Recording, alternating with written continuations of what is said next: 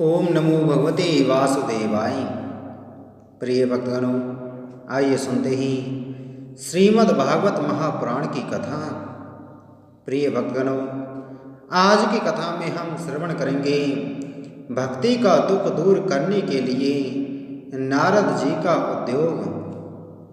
नारद जी ने कहा, बाली, तुम व्यर्थ ही अपने को क्यों खेद में डाल रही हो? अरे तुम इतनी चिंतातुर क्यों हो? भगवान श्री कृष्ण के चरण कमलों का चिंतन करो, उनकी कृपा से तुम्हारा सारा दुख दूर हो जाएगा। जिन्होंने कौरवों के अत्याचार से द्रौपदी की रक्षा की थी और गोप सुंदरियों को सनाथ किया था, वे श्री कृष्ण कहीं चले थोड़े ही गए ही। फिर तुम तो भक्ति हो और सदा उन्हें प्राणों से ही प्यारी हो। तुम्हारे बुलाने पर तो भगवान नीचों के घरों में भी चले जाते हैं। सत्य, त्रेता और द्वापर, इन तीन युगों में ज्ञान और वैराग्य मुक्ति के साधन थे, किंतु कलयुग में तो केवल भक्ति ही ब्रह्म सायुज्य मोक्ष की प्राप्ति कराने वाली है। यह सोचकर ही परमानंद चित्त मूर्ति ज्ञान स्वरूप श्री हरि ने अपने सत्व स्वरूप से तुम्हें रचा है। तुम साक्षात श्री कृष्णचंद्र की प्रिया और परम सुंदरी हो। एक बार जब तुमने हाथ जोड़कर पूछा था कि मैं क्या करूं, तब भगवान ने तुम्हें यही आज्ञा दी थी कि मेरे भक्तों का पोषण करो। तुमने भगवान की वह आज्ञा स्वीकार कर ली। इससे तुम पर श्रीहरि बहुत प्रसन्न हुए और तुम्हारी सेवा करने के लिए मुक्ति को तुम्हें दासी के रूप में दे दिया और इन ज्ञान वैराग्य को पुत्रों के रूप में। तुम अपने साक्षात स्वरूप में वैकुंठ धाम में ही भक्तों का पोषण करते हो। भूलोक में तो तुमने उनकी पुष्टि के लिए केवल छाया रूप धारण कर रखा है। तब तुम मुक्ति, ज्ञान और वैराग्य को साथ लिए पृथ्वी तल पर आई और सतयुग से द्वापर पर्यंत बड़े आनंद से रही। कलयुग में तुम्हारी दासी मुक्ति पाखंड रूप रोग से पीड़ित होकर क्षीण होने लगी थी, इसलिए वह तो तुरंत ही तुम्हारी आज्ञा से वैकुंठ लोक को चली गई। इस लोक में भी तुम्हारे स्मरण करने से ही वह आती है और फिर चली जाती है। किंतु इन ज्ञान वैराग्य को तुमने पुत्र मानकर अपने पास ही रख छोड़ा है। फिर भी कलयुग में इनकी उपेक्षा होने के कारण तुम्हारे ये पुत्र उत्साहहीन और वृद्ध हो गए हैं।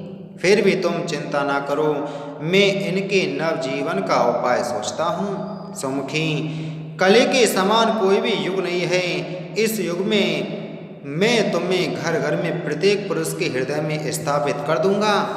देखो, अन्य सब धर्मों को दबाकर और भक्ति विषयक महोत्सवों को आगे रखकर यदि मैंने लोक में तुम्हारा प्रचार न किया तो मैं श्रीहरि का दास नहीं। इस कलयुग में जो जीव तुमसे युक्त होंगे वे पापी होकर भी वे खट के भगवान श्री कृष्ण के अभय धाम को प्राप्त होंगे। जिनके हृदय में निरंतर प्रेम रूपणी भक्ति निवास करती है, वे शुद्ध अंतःकरण पुरुष स्वप्न में भी यमराज को नहीं दिखती। जिनके हृदय में भक्ति महारानी का निवास है, उन्हें प्रेत, पिशाच, राक्षस या दैत्य आदि स्पर्श करने में भी समर्थ नहीं हो सकते। भगवान तप, वेदा अध्ययन, ज्ञान और कर्म आदि किसी भी साधन से बस में नहीं किए जा सकते, केवल वे भक्ति से ही वशीभूत होते हैं। इसमें श्री गोपी जन प्रमाण हैं।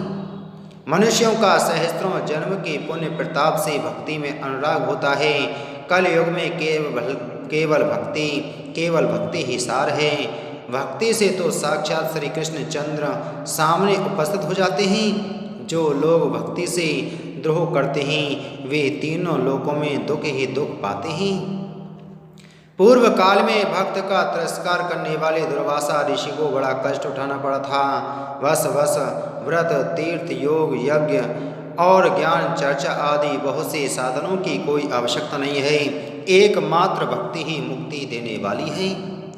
सूत जी कहते हैं, इस प्रकार नारद जी के निर्णय किए हुए अपने महात्म को सुनकर भक्ति के सारे अंग पुष्ट हो गए और वे उनसे कहने लगी।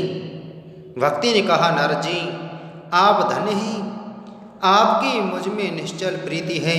मैं सदा आपके हृदय में रहूंगी, कभी आपको छोड़कर नहीं जाऊंगी। साधो, आप बड़े कृपालु हैं।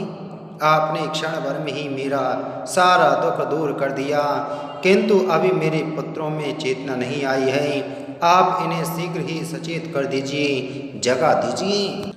सूत जी कहते हैं, भक्ति के ये वचन सुनकर नारद जी को बड़ी करुणा आई और वे उन्हें हाथ से हिला डुलाकर जगाने लगी। फिर उनके कान के पास मुंह लगाकर जोर से कहा, ओ ज्ञान जल्दी जग पड़ो, ओ वैराग्य जल्दी जग पड़ो। फिर उन्होंने वेद ध्वनि, वेदांत घोष और बार बार गीता पाठ करके उन्हें जगाया। इससे वे जैसे तैसे बहुत जोर लगा कर उठे, किंतु आलस्य के कारण वे दोनों जमाए लेते रहे, नेत्र उघाड़ कर देख भी नहीं सके। उनके बाल बगुलों की तरह सफ़ेद हो गए थे। उनके अंग प्राय सूखे कांटे के समान निस्तेज और कठोर हो गए थे।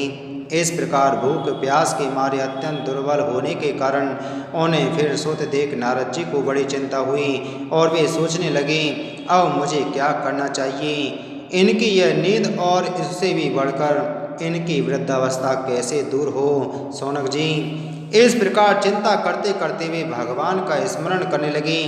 उसी समय यह आकाशवाणी हुई कि मुनि, खेद मत करो, तुम्हारा यह उद्योग निसंदेह सफल होगा। देवर्षि, इसके लिए तुम एक सत्कर्म करो, वह कर्म तुम्हें संत शिरोमणि महानुभाव बताएंगे। उस सत्कर्म का अनुष्ठान करते ही क्षण भर में इनकी नींद और वृद्धावस्था चली जाएगी तथा सर्वत्र भक्ति का प्रसार होगा। यह आकाशवाणी वहाँ सभी को साफ साफ सुनाई दी। इससे नारद जी को बड़ा विस्मय हुआ और वे कहने लगे, मुझे तो इसका कुछ आशय समझ में नहीं आया। नारद जी बोले, इस आकाशवाणी ने भी गुप्त रूप में ही बात कही है। यह नहीं बताया कि वह कौन सा साधन किया जाए जिससे इनका कार्य सिद्ध हो। वे संत न जाने कहाँ मिलेंगे और किस प्रकार उन साधन को बताएंगे।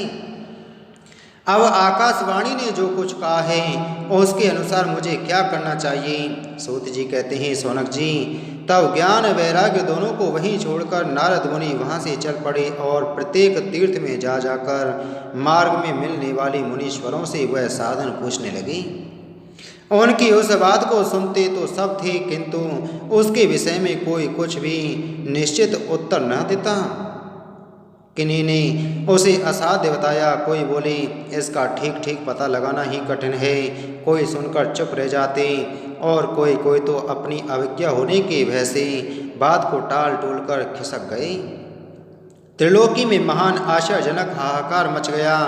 लोग आपस में कानाफूसी करने लगे। भाई, जब वेद ध्वनि, वेदांत घोष और बार बार गीता पाठ सुनाने पर भी भक्ति, ज्ञान और वैराग्य ये तीनों नहीं जगाए जा सके, तब और कोई उपाय नहीं है। स्वयं योगी राज नारद जी को भी जिसका ज्ञान नहीं है उसे दूसरे संसारी लोग कैसे बता सकते हैं। इस प्रकार जिन जिन ऋषियों के से इसके विषय में पूछा गया, उन्होंने निर्णय करके यही बताया कि यह बात तो साध्य ही है। तब नारद जी बहुत चिंतातुर हुए और बद्री वन में आए। ज्ञान वैराग्य को जगाने के लिए वहाँ उन्होंने यह निश्चय किया कि मैं तप करूँगा। इसी समय उन्हें अपने सामने करोड़ों सूर्यों के समान तेजस्वी सनक आदि मुनीश्वर दिखाई दिए।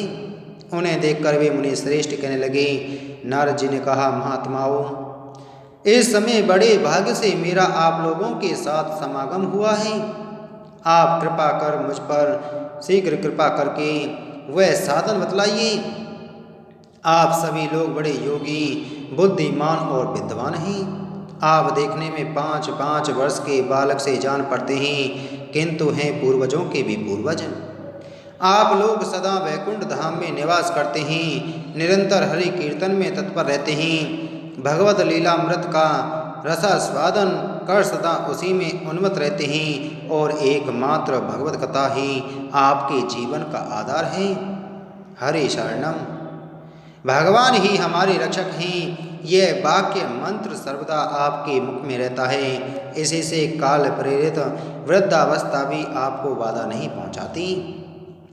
पूर्व काल में आपके भ्रूभंग मात्र से भगवान विष्णु के द्वारपाल जय और विजय तुरंत पृथ्वी पर गिर गए थे और फिर आपकी ही कृपा से वे पुनः बैकुंठ लोक पहुँच गई।